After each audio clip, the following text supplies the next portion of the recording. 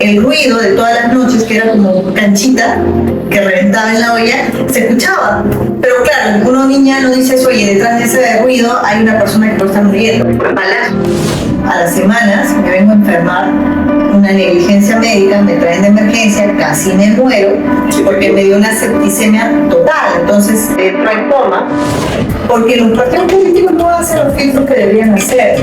Entonces se permite que entre cualquiera. Y ya vemos que el partido político trae perro, pericote, de falta. Creo que yo soy una defensora de que el periodismo tiene que informar, o sea, no podemos ser activistas. Claro. No, hemos tenido a Sigrid Bazán, ¿no?, que utilizó el periodismo como si fuera un trampolín a la política.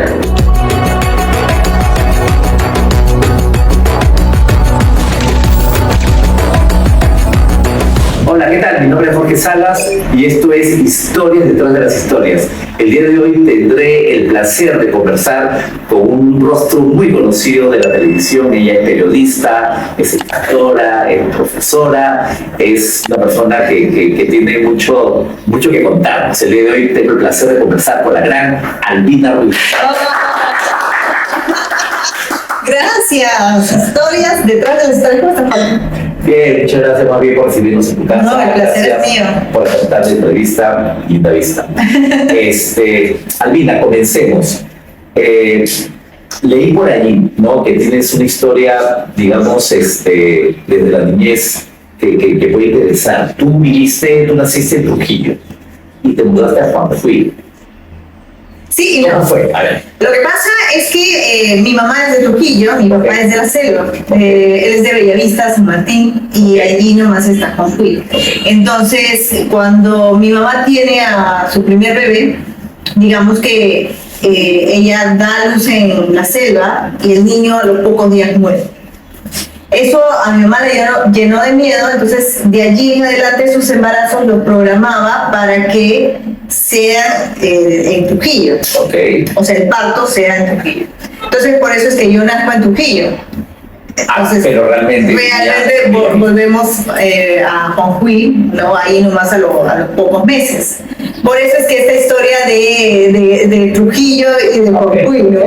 Sí. Ahora, tú viviste en Juanfuy en una época muy complicada del país, claro, con el terrorismo, es la selva central. No, Juanfuy está para el lado norte, nororiental, para San Martín. De San Martín. Okay. Entonces, en esa época sí, definitivamente, Juanfuy viene a ser como un enclave de tránsito, ¿no?, de la ruta Lima para la ruta hacia la parte norte de nuestro país.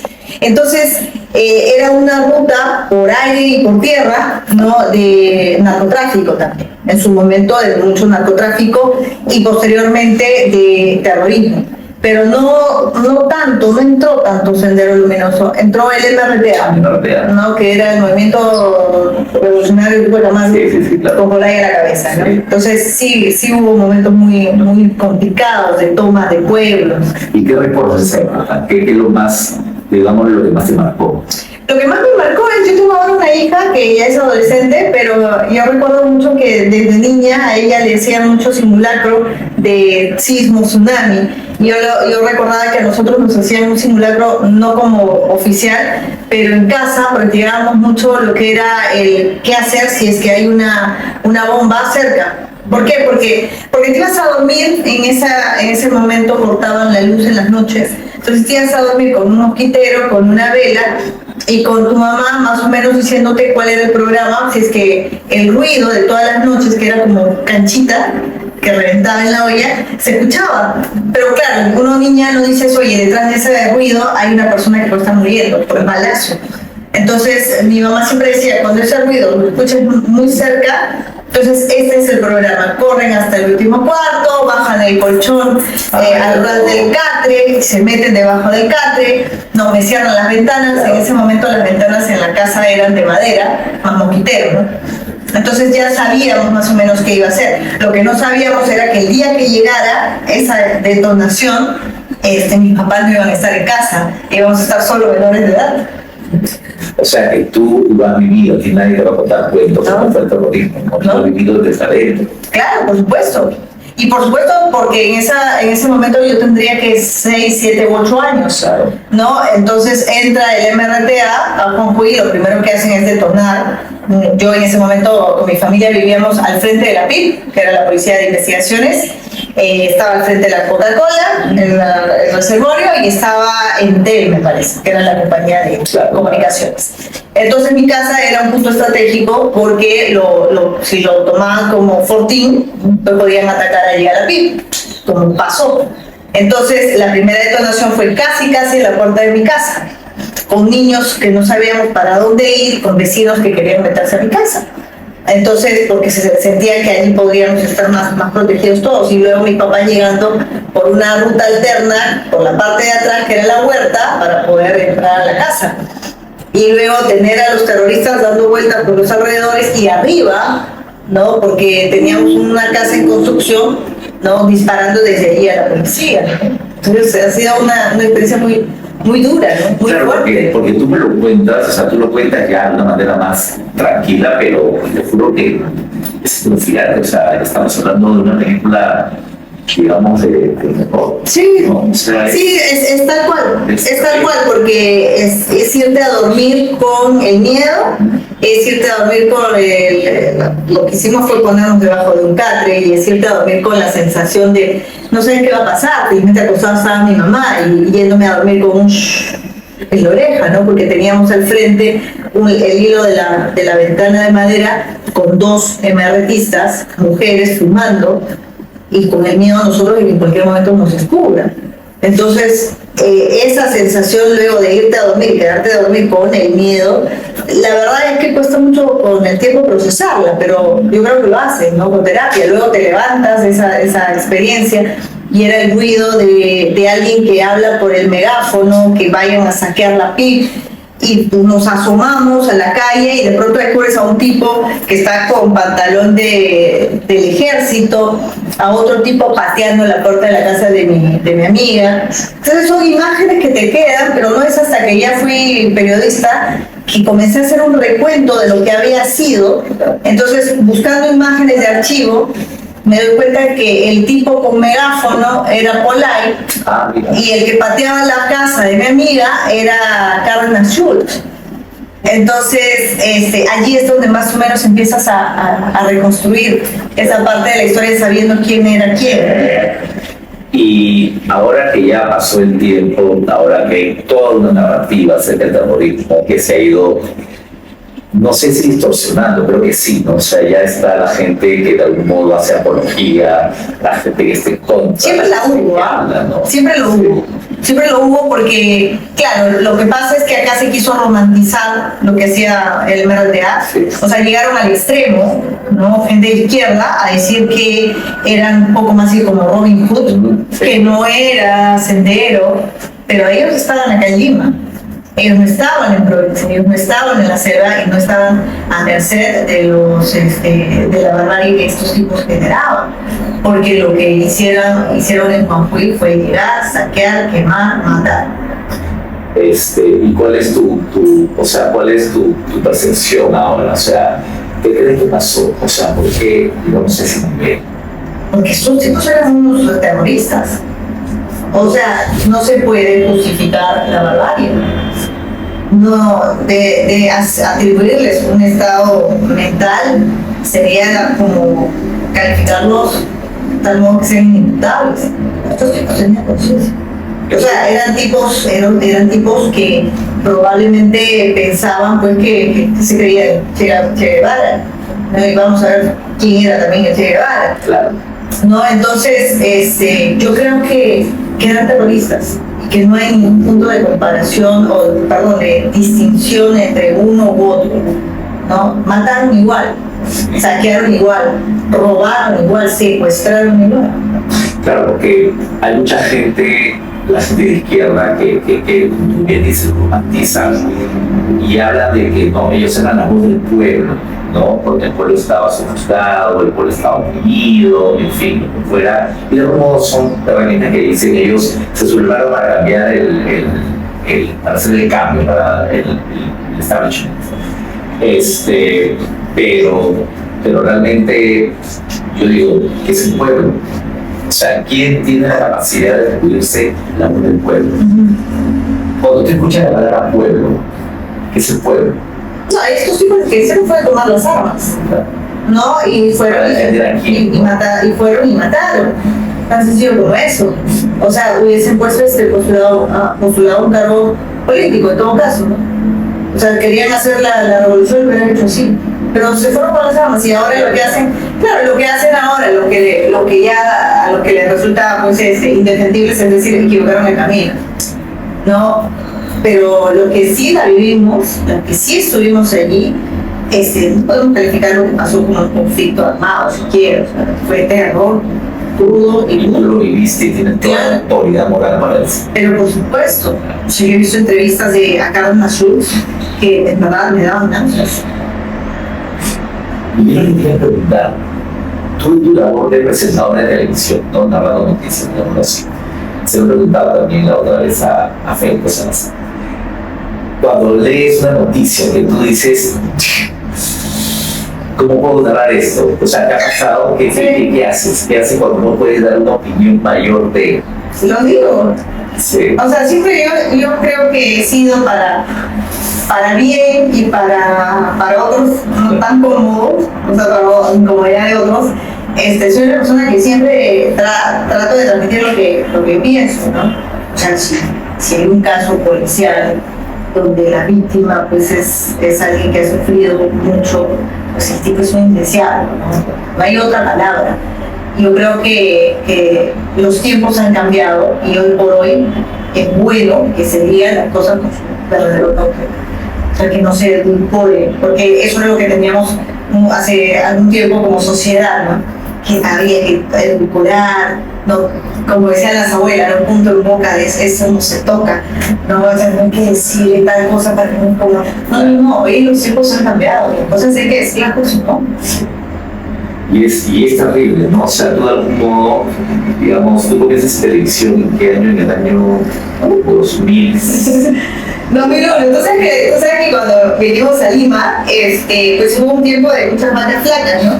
Entonces yo estaba en la universidad, estaba como en tercer ciclo, y yo ya notaba pues la limitación en casa, la falta de recursos, y comencé a buscar cuando casting había. Entonces, casting que había, ahí estaba, cosa que había, ya. Y entonces entré, cuando estaba en tercer ciclo, me acuerdo que entré a un canal que se llamaba Canal A. Claro, pero en ese momento yo era menor de edad, yo había terminado el colegio a los 15 años. Entonces yo era menor de edad, estaba como de 17 años. Y claro, en este canal antes no te pedían tantos documentos como ahora. Entonces simplemente me aceptaron y yo, ¿cuántos años tienes? 18. Y entré así, pero el canal quebró como a los 3 meses. Pero escúchame, me mandaron a hacer un reportaje y estaba en tercer ciclo, estaba viendo, no sé, pues estadística, no había tocado nada. Claro, entonces yo me mandé y buscaban para unos micro avances de mediodía, algo así. La cosa es que quedé. Pero me mandaron a hacer un reportaje y estaba perdiendo el espacio. Pero, claro, empecé muy joven, pero básicamente por necesidad. Y de allí ya iba postulando hasta que se dio la oportunidad de pasar a Panamericana como aspirante a practicante para ser reportero. Claro, porque llevaron a 10. Antes los canales tenían eso, ¿no? Eran como semilleros. Entonces, cuando me llamaron a mí, fuimos 10 estudiantes. Y de los 10 íbamos a estar 6 meses a ver quién quedaba para ser practicante. Quedé yo como practicante, ¿no? Entonces eso ha sido como en el 2001, más o menos. El día que sé que había pasado, el día de las Torres Gemelas. Eso fue el 11 de septiembre. Mira, ese día comenzó todo. Ahora, ¿qué es esa historia que nos ha hablado de necesidad, nos ha hablado de que fue difícil? Porque ustedes venían de Juan Gil. No, hicimos un tránsito, ¿no? Lo que pasa es que nosotros se juntó todo, por eso yo digo, ¿no? Cuando te pase algo negativo, que te pasen todas juntas, para que sea rápido. Sí, claro, ahí todas juntas. Lo que pasa es que nosotros, mi papá había postulado al Congreso. Entonces, él vino de avanzada a Lima. no teníamos ni dónde quedarnos. Entonces, la primera parada fue en Trujillo. Okay. Estuvimos allí, pero yo a las semanas me vengo a enfermar, una negligencia médica, me traen de emergencia, casi me muero, porque me dio una septicemia total. Entonces entro en coma y empezó como un apéndice, pero porque no la trataron, me dieron otro diagnóstico, se convirtió en una peritonitis. Entonces cuando llego a Lima de urgencia, ya en esa operación me abre y se revienta, entonces me infecta todo el cuerpo. Entonces he estado como 3 veces sacada de órganos, lavada, metida y así. Entonces, pero eso es otra historia. Entonces el tema es que allí nomás que llegamos, no pasa mucho tiempo, se produce el golpe del 5 de abril. Sí, mi papá se resiste a cambiar de partido, lo que le decían, hermano, pásate al chino, es la voz, y mi papá no quería, entonces nunca quiso. Él era de Acción Popular, decía que tenía sus principios, pero eso tenía un costo. Y el costo es que se les cerraban todas las puertas. Entonces ahí andábamos, pero ahí encima mi papá había sacado un ómnibus, de esos que yo cobraba, y ese ómnibus luego se accidenta y no se había tenido pagar. Entonces las vacas flacas fueron, pero así. ¿Y cómo fue esto de Corredor de Bus? Pero era un bus colectivo. Antes por la Javier Prado pasaban estos ómnibus que parecían estos ómnibus de colegio, de estas que se ven en las películas de Estados Unidos, estos amarillos. Había las San Germán, entonces estos ómnibus eran amarillos con la franja morada. ¿Y llegabas de dónde a dónde? De las Torres de los Olivos hasta el penal Altocaso. Entonces, de Canto Grande. Entonces, sí, yo allí iba a cobrar los fines de semana. ¿Por qué? Porque había que tener la propina para la semana. Entonces, se convirtió en el único recurso de la familia porque ya no tenía trabajo ni cosas. Entonces, ahí me sacaban mis propinas. ¿Y cómo te fue? O sea, aprendí muchísimo. De los olivos hasta... Aprendí muchísimo. Yo siempre digo, yo soy una eterna aprendiz. O sea, nunca doy por hecho que ya sé algo, siempre aprendo. Y para mí esa experiencia nunca reniego de lo que me toca, ¿no? Entonces es como, ok, ya, vamos, estamos sobre el caballo y lo hacemos. Entonces me tocó cobrar. Entonces me iba a 5 de la mañana, aprendía lo que eran las vueltas, aprendía lo que era correr para pasarle la marca de tarjeta al que estaba en los paraderos. No, aprendí de jerga. Aprendí de calle. Aprendí de calle, sí. Y luego ya, mejores tiempos ya volaba, entonces tengo avión y tengo calle. Yo digo, ¿quién se puede imaginar, no? Porque se te ve a ti toda, digamos, ¿cómo se puede decir la palabra? Formal en televisión y de pronto atrás hay una historia que tú dices, wow, no, es que quizás sin eso no hubiese podido avanzar. Claro, no estás. Claro, no sabes la fuerza que te pueden dar. Yo creo que las personas que van consiguiendo cosas es porque básicamente hay una historia o varias de sacrificios detrás. Entonces, la dificultad te hace conseguir cosas. Es paradójico. No, sí, pero claro. Yo siempre soy una partidaria de eso, o sea, la dificultad no debe ser mal vista, sino más bien debe ser entendida como algo que te está llevando a otra cosa. Parece un cliché de estos que te dan coach y tal, pero que es verdad, o sea, quien la tiene fácil va a llegar, pero no sabes por cuánto tiempo ni qué más te va a aportar. No, quien la tiene difícil es una caja de Pandora, finalmente, ¿no? Y cuando llega a conseguir algo que se propone, pues te va a contar toda una aventura detrás, ¿no? ¿Cómo se hace? Tú tienes una hija ya adolescente, ¿ok? Por ejemplo, tú la pasaste duro, ¿ok? Y eso te ayudó para que puedas surgir y no pasa a muchos. Pues somos, digamos, resilientes de 80, 90. ¿Y cómo se hace con los hijos? Porque a los hijos obviamente no pasa lo que pasa con nosotros. ¿Cómo hacen para que, digamos, no tengan todo fácil, pero que sin embargo, o sea, convertirlos en luchadores? Yo no sé, pero creo que yo lo que, no, esto no es una receta, ¿no? Yo lo que hago con mi hija desde muy chica es, la trataba de involucrar mucho con apoyo social, obra social. Entonces, sí, yo soy una voluntaria, ¿no? De los hospitales, por ejemplo, ¿no? Con visitas a niños. Tuve un programa que era de carritos donados para que puedan entrar a sala de operaciones, justamente a raíz de lo que me pasó a mí. Entonces, en estos carritos, la idea es que en estos carritos los niños se suban, entonces ya no entren en una camilla aterrados, como yo, sino que entren jugando en un carrito a control remoto. Sí, hemos podido hacer 6 hospitales hasta ahora. Sí, pero antes sí era un tema de llevarla a los albergues, que vea otra realidad, claro, que no crea que lo que tiene va a ser claro, tú vives así, pero oye, sí, eso no es el Perú. Claro. Esa no es la realidad, sí, hay mucho más allá de... Sí, y permanentemente mostrarle de videos, oye, mira, eso era antes. ¿No? Es que importante que es, ¿no? O sea, entre a los hijos y decirles, oye, trata de contarle la historia verdadera de lo que vivimos, ¿no? Y que no entre la narrativa fácil. Claro, sí, porque a veces cometemos el error de privarnos, porque uno ya lo pasó y no quiere que los hijos lo pasen. Pero yo creo que es todo lo contrario, ¿no? Más bien hay que mostrarles para que ellos mismos puedan ir sacando sus propias conclusiones. O sea, yo me he topado con muchos chicos, por ejemplo, en la universidad, chicos que llegan y que no han trabajado mucho su juicio sobre determinadas cosas, o sea, no tienen una opinión sobre determinadas cosas. Y me dicen, ¿cómo hacemos? Pues mira, ¿no te gusta leer? Pues ahora ya estás con el teléfono, mira videos, hay historias en YouTube, para que luego de eso se haga una práctica casi habitual y que tú mismo puedas sacar tu propia conclusión sobre las cosas, que nadie te cuente cuentos, que nadie te cuente historia.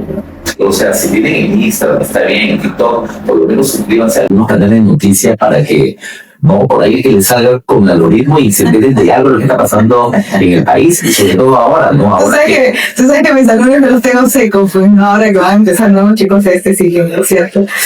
El primer día les digo, miren, lo primero que yo voy a hacer al llegar a clase es, dime cuál es la noticia del día y el editorial que hace. Ah, qué bacán. Entonces, al comienzo era como que, ¿dónde está el editorial? No, creían que era el primer reportaje, ¿no? Entonces, después ya se les hace una práctica, ¿no?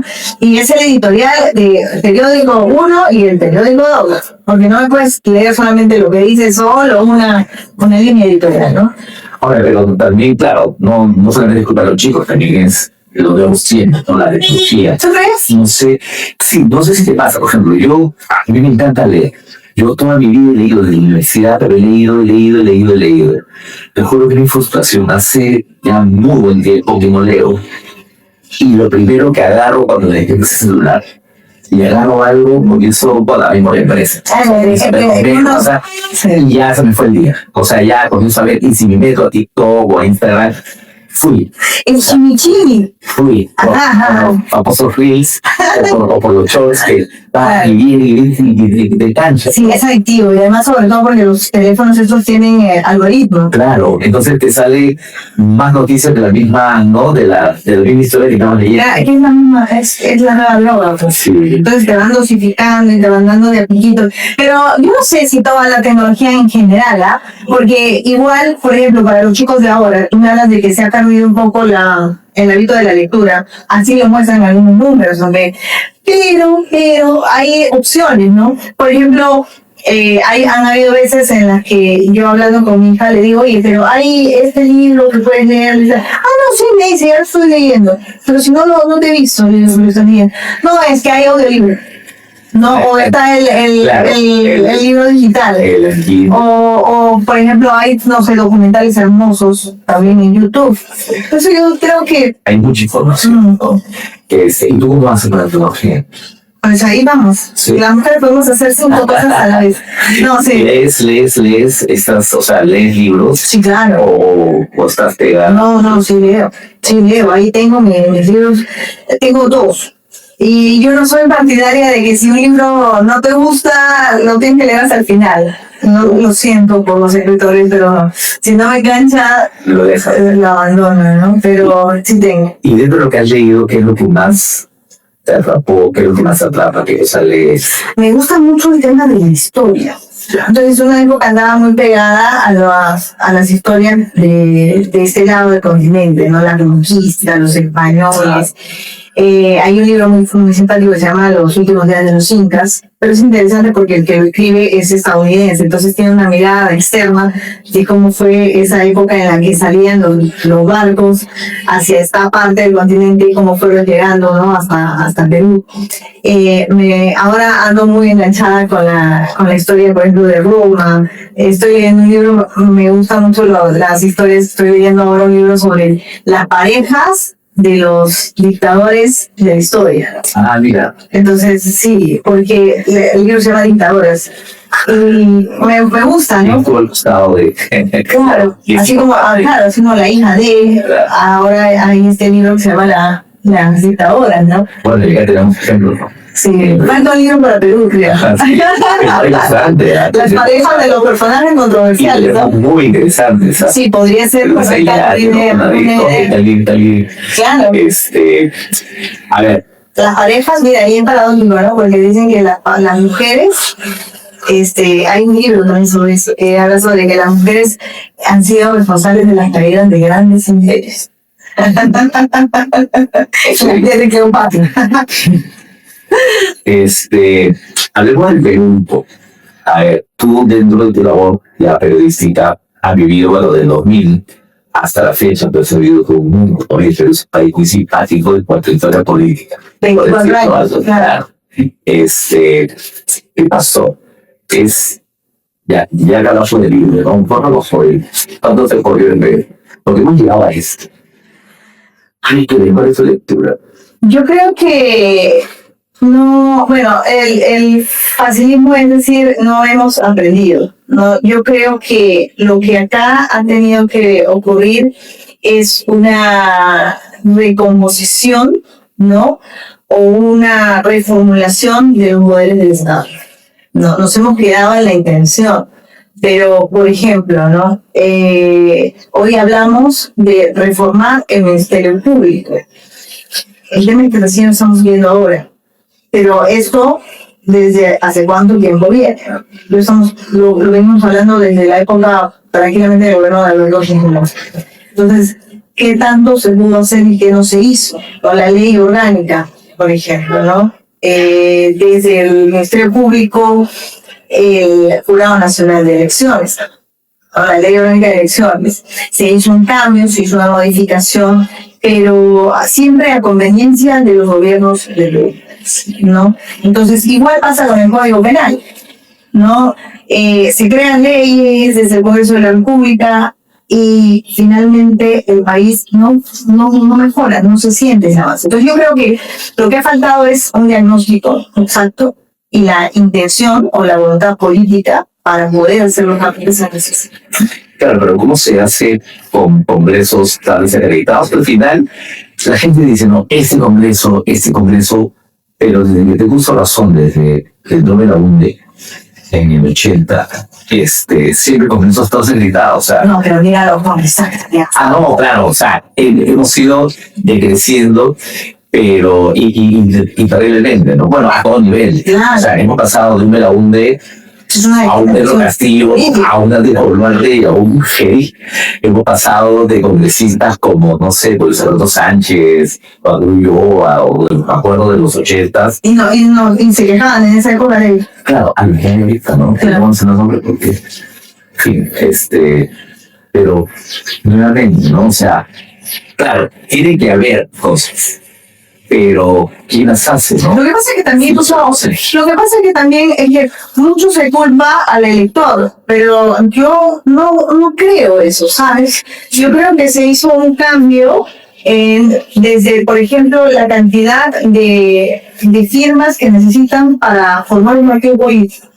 Yo creo que ahí está el meollo del asunto, en los partidos políticos. Entonces se redujo la valla, y de tal manera que cualquiera podía hacer su partido político. Entonces los partidos políticos son vistos, ¿no?, por el salvavidas o por la tienda del clientelismo para lucrar y tener al Perú como si fuera pues un fandango, un festín. Entonces se hizo esa modificación, fue un tremendo robo, ¿no? Y luego que vino, que la modalidad de elección también es perversa, porque los partidos políticos no hacen los filtros que deberían hacer. Entonces se permite que entre cualquiera. Y al momento de la elección, que le toca al ciudadano, vota por el partido político y ya vemos que el partido político trae perro, pericote y va. Ahora, esto de que los congresistas deberían tener, digamos, aunque sea un mínimo de educación, un mínimo de edad para poder postular, ¿cómo lo veo? Que mucha gente justo estaba escuchando y decía, no, pero eso va, ¿cómo se llama? Como que cesta, como que puede discriminar, es discriminatorio. ¿No? Que cualquier persona puede tirar el parlamento. ¿Pero por qué? Si más bien es antinacional. O sea, yo creo que... Claro, quiero asumir una responsabilidad. Es que ese es el tema. ¿Para qué llegas al Congreso? No llegas al Congreso para ganar el sueldo que ganan, para mejorar tu calidad de vida, pero ¿cuál es tu aporte a la sociedad? Entonces yo creo que en cualquier empresa lo mínimo que te pide es tener un mínimo de estudios y permanentemente pasas estas evaluaciones de desempeño. Entonces, ¿cuál es la evaluación que se hace a los congresistas? Hoy por hoy es un meme ese congreso, es el peor congreso de nuestra historia. Da vergüenza, no lo sancionan. O sea, por menos antes han desaforado políticos. Entonces, hoy por hoy no, yo sí estoy de acuerdo con que a los congresistas se les tendría que exigir un mínimo. Pues sí, porque en verdad ni siquiera se preparan. Mira, yo quiero postular al Congreso. Lo mínimo, pues ya me consigo el reglamento del Congreso y lo leo. Pero ni siquiera se dice. Esperan entrar para hacer una inducción. Y entonces tienes a alguien que llega y que recién a los 2 años ya más o menos maneja el sistema parlamentario. ¿Y quién le ha estado pagando? No está pagando todos nosotros. Por supuesto. Entonces, yo creo que tiene que mejorar, espero que con el Senado podamos tener entonces pero mira por la cantidad de gente que está por el Senado.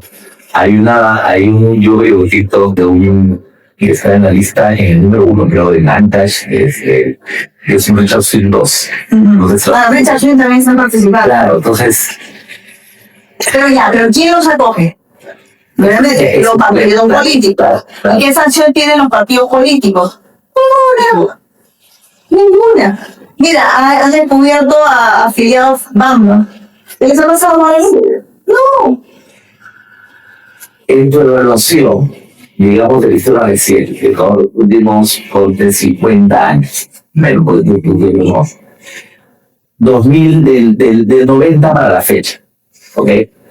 ¿Quién lo hizo mejor? ¿O quién lo hizo menos mal? Yo me quedaría con el segundo gobierno de Alan García. El segundo gobierno. Sí. Yo me quedaría con el segundo gobierno. Te van a acusar de lista de... Mira, yo cuando doy una opinión me dicen que soy, que estaría, no, que de derecha, no. Mira, siempre los periodistas decimos, si te atacan de los 2 lados. Qué bueno. No, yo no soy aprista, no soy de verdad en ningún partido político que sea militar, tampoco soy de Acción Popular, ni humorista, ni nada. O sea, yo soy una periodista y creo que yo soy una defensora de que el periodismo tiene que informar. O sea, no podemos ser activistas.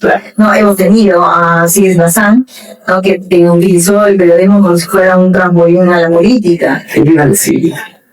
Es lo que te estoy diciendo. O sea, yo creo que ella utilizó el periodismo para irse a Congreso. Pero que quienes más o menos sabemos su historia, sabemos que iba a terminar así porque estudió ciencias políticas. Yo digo, Ahora que ha vuelto nuevamente, pues el comunismo fértil, esa gente ya es surrealista. Sí, bueno, pero es que tienen toda esa narrativa pues de izquierda, ¿no? Y que se han quedado en el pasado donde pueden generar toda una narrativa que solamente ellos se lo creen, ¿no? Y esta, bueno, creo que es ahora una tendencia, pero en un momento, por el tema de seguridad, que decía un tren, ¿no? Y ver el traje por Vladimir Montesinos. O sea, la gente decía, no, hay que liberarlo, que ordene el país 3 meses y después ya lo mandamos fuera o lo metemos más que adentro. Habrá que ver qué políticos lo visitan, ¿no? No, trata de comunicarse con él. Sí. No, Vladimir Montesinos está y estuvo bien preso, ¿no? No, es parte de la corrupción y de cómo se desprestigió el sistema del Estado y por eso también tenemos lo que tenemos hoy en día. Y no solamente el Estado, ni la prensa. Sí. ¿No? Porque ¿qué tan responsable es la prensa de todo lo que estamos viviendo? Cada uno tendrá que asumir la responsabilidad que le toque. Pero hay muchos, ¿sí? Yo creo que la mayoría de los medios de comunicación lo que ha primado a raíz de esa experiencia que le digo de Montesinos es la autorregulación. Entonces, los grandes casos que se han destapado han sido por la prensa.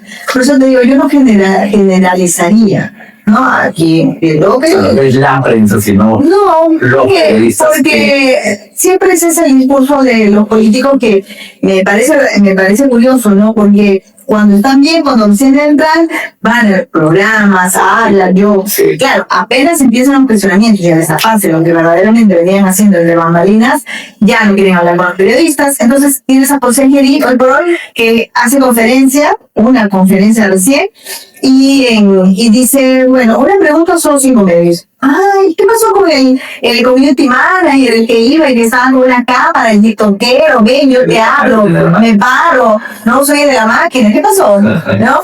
Empezaron los cuestionamientos, entonces ya los periodistas son mis enemigos. Y se estaba viendo temprano que se habló con un empresario chino que al final era el mozo y que no hablaba chino. Es que no. O sea, sí, y habla perfecto en español. Claro, los políticos, incluyendo el presidente, creen que todos somos estúpidos, en verdad, porque nos quieren ver la cara de tontos. Entonces, no se dan cuenta de que todo está grabado. Pues tú no puedes decir, oye, este chino me servía la comida y no hablaba español y resulta que es traductor. Tú no puedes decir, mira, yo compré los cuadros y luego en la conferencia más tardecito dices, ay, sí, yo tuve la intención de pagar, pero no me dejaron pagar. Y el presidente de la República. Estamos hablando. No. Yo creo que acá idealizamos mucho. Somos una sociedad que la verdad que la ha tenido complicada, que ha salido adelante a pulso gracias a Julio Velarde, a don Santo Julio Velarde. Es lo más importante del Perú de los últimos años, sí, ¿no? Pero yo creo que así como el peruano necesita alegría, victorias, también estamos, creo, en la línea siempre de andar idealizando, ¿no? Hasta hace poco teníamos todos los antis. Pero quien venga, que sea contrario al humorismo, ese, ¿no? Humorista no, y mira cómo nos han llevado las narices a elegir cualquier cosa, ¿no? Qué bien. ¿Qué crees que va a pasar en las elecciones? Vamos a ver si pasa el para empezar. Hay que ver si sigue, ¿no? No, porque no creo que continúe más. Yo creo que la elección, yo creo que hay muchas posibilidades de que salga alguien de derecha, o de centro derecha. ¿A quiénes ves? Porque yo creo que la izquierda ya tuvo su oportunidad, como dice la canción, no la supo aprovechar, y han sumido al país en una crisis terrible, ¿no? Hoy por hoy crecemos al 3%, al borde, podríamos estar creciendo mucho más, ¿no? Pero bueno, no hemos sabido vislumbrar a tiempo los adefesios que tenemos al frente, ¿no? Y Vladimir Salvón otra vez estamos que la imagínate. Pero, qué bien, yo creo que podría venir alguien de centro derecha. ¿Tú crees que nos pasará nuevamente un outsider de los Castillo, alguien que nadie conoce de pronto, ¡pum! es este país así, ¿no? O sea, siempre están todos ahí, de pronto viene alguien. ¿Qué pasó ahí, por ejemplo? O sea, una semana antes de las elecciones, pero que se no existía.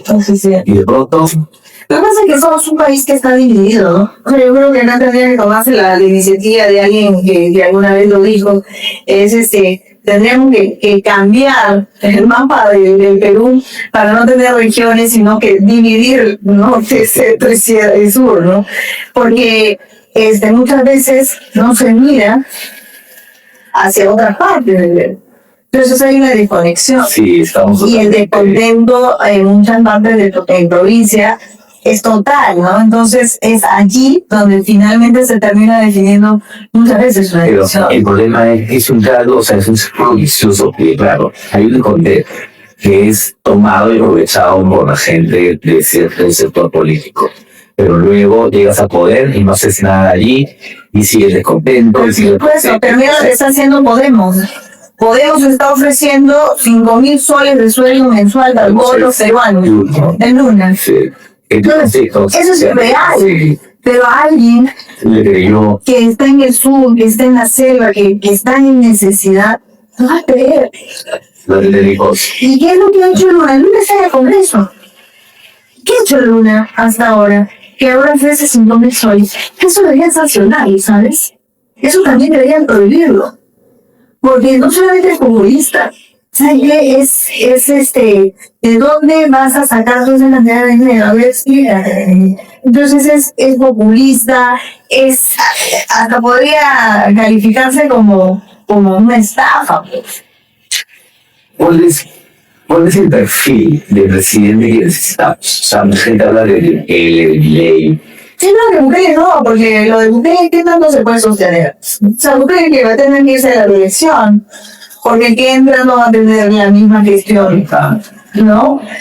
Yo creo que, nuevamente, la izquierda de todas sus oportunidades. Yo creo que podemos entrar en un camino donde centro-derecha, ¿no? pueda dar opciones, ¿no? Un poco más creativas, donde haya básicamente apertura para la inversión. Pero a lo que voy, el perfil del presidente, por ejemplo, es algo que pasa lo que hay en Venezuela, ¿no? Muchos, los opositores a lo que está pasando ahorita dicen que María Corina tuvo un lenguaje muy demócrata para lo que Venezuela necesitaba realmente. En cambio, viene Trump y saca Maduro, o sea, autoritario por completo, y dice que esto se va a hacer así, y mucha gente duda que el modelo María Corina se sostenga en el tiempo cuando hay elecciones en Venezuela, porque es muy conciliadora y que un país como Venezuela necesita mano dura. Yo no sé de acuerdo con eso. O sea, yo creo que acá lo que necesitamos es un demócrata. O sea, no necesitamos a un nuevo, a alguien autoritario, ni a un dictador, o sea, no necesitamos. Lo que necesitamos es un demócrata. Y que traiga planes, que ejecute planes de gobierno. Que si puede hasta traerse modelos de experiencia internacional en la resolución de la inseguridad ciudadana, ¿no? Es terrible. Claro, porque además acá lo que hacen es apagar incendios. O sea, ya, la captura, ya, genial, bravo, ¿no? Pero no estás atendiendo el fondo del problema, y el fondo del problema aquí es, por ejemplo, ¿qué es lo que acaba de hacer Jerry? Ay, vamos a dar un bono para indemnizar a los hijos, a los huérfanos de las víctimas de la extorsión. ¿Así? De fácil. O sea, estás de alguna manera pagando por lo que te hace el criminal. Estás pagando las consecuencias del criminal, pero no se está haciendo nada para, uno, por ejemplo, descubrir dónde viene la raíz de porque acá, por ejemplo, no hay una vinculación con los necesarios, con los gobiernos regionales o con las municipalidades, por ejemplo, para atender a toda esta masa de adolescentes que no sabe qué hacer. ¿Dónde están los ninis? A ver, esos ninis que luego crecen en zonas rojas, son porque ser delincuentes. ¿O qué estás haciendo tú con los hijos de familias disfuncionales de delincuentes que tú sabes que se van a convertir en criminales? Y realmente seguimos en tema, ¿no? Porque si coordinas con los gobiernos regionales, mira pues la calidad de gente que hay ahí. No, pues miran Bolima, Puña, ¿no? Y O sea, por eso sigo contando. todo está como que, no sé, yo sí creo, no sé si es autoritario, pero alguien que debe ser demócrata así. Entonces, ¿qué? ¿Un Milei? No sé si un ley, pero alguien que dé órdenes y que, o sea, le digo, esto es así en sí, porque lamentablemente, si preguntamos mucho, o sea, si conciliamos mucho, con mi opinión, pasan 5 años y no tuvo tiempo para hacer nada, y nuevamente volvemos al caos anterior. Lo que pasa es que yo creo que si me hablas del perfil, pues tendría que ser alguien que no le deba nada a nadie, ¿no? Para empezar. Sí. O sea, que no traiga tremendo vago de paja como el actual presidente, ¿no? O sea, que no le deba nada a nadie. Y que tenga planes y que tenga voluntad, que sea un demócrata y que sea alguien de centro derecha. Sin necesidad de que tú digas que voy a votar por él, porque obviamente no está todavía. Pero a quienes ves, o sea, a quienes ves que tú dices, oye, creo que estos podrían ser. Qué complicado. No. ¿Ves a alguien en todo caso? Es que me da las impulsas. Sin eso no. O sea, tú ves de lo que está primero. Yo no lo veo, pero quisiera, por ejemplo, ¿no? Porque Pero no lo veo. Claro, no hagas espérate. Claro, pero mira nada más las encuestas. O sea, creo que Rafael López Aliaga es el único que tiene 2 dígitos. De ahí ninguno. Claro. Claro, y de ahí el número oficial tiene 39%. O sea. Bueno. Qué complicado, ¿no? Por eso yo siempre les digo, no, vayan, infórmense, lean y no voten por el partido. De verdad, no hay que votar por los partidos políticos. Mira, los quiere como un castigo. Claro. Protesta pacífica. Pero hay que informar sobre ella. Esa persona, yo le voy a considerar mi confianza, me parece que tiene un buen plan. Entonces voy y marco su número y marco por esa persona. Pero qué difícil era eso. Muy fácil partido, ¿no? ¿Por qué? ¿Por qué hace difícil? No, digo, justamente por el tema, porque hay tanta variedad. Y al final, la gente que va a ir va a encontrar una sábana para votar y vas a marear ahí. Y al final va a vivir cualquier cosa, ¿no? No, pues la sábana sí es otra responsabilidad, no vamos a decir en el cielo. Y están ahí modificando y opinan todavía. Pero bueno, igual somos felices en tu país. Igual El Perú es un lugar, es un país hermoso. Sí. Entonces, el país no es la clase política. O sea, el país es la gente. Somos nosotros. Es la gente del sur, de la sierra, de la selva. Yo cuando voy a construir, de verdad es una desconexión positiva, ¿vale? ¿No? Desde acá no lo quieren ver. Somos, había un empresario, Carl Sagan, que les dice los invisibles. Y tiene razón. O sea, yo creo que hay que empezar a mirar, o recorrer un poco de Perú. No, a mí me hace bien irme, pero desde mi posición de ser de allá, es conectarme con la tierra, con la gente, con sus comidas y sus costumbres. Me gusta eso. Pero eso es el Perú, al final de cuentas. Yo creo que, y eso es lo que uno tiene que transmitir a las próximas generaciones. Pero los políticos tienen que desmaviarse, ¿no? Tenemos que mejorar. Bueno, eso es lo bueno también. Hay mucho por hacer. Mucho bueno. Imagínate, cada que yo hablo con alguien que no es de este país me dice exactamente lo mismo. Hay mucho que puedes poder.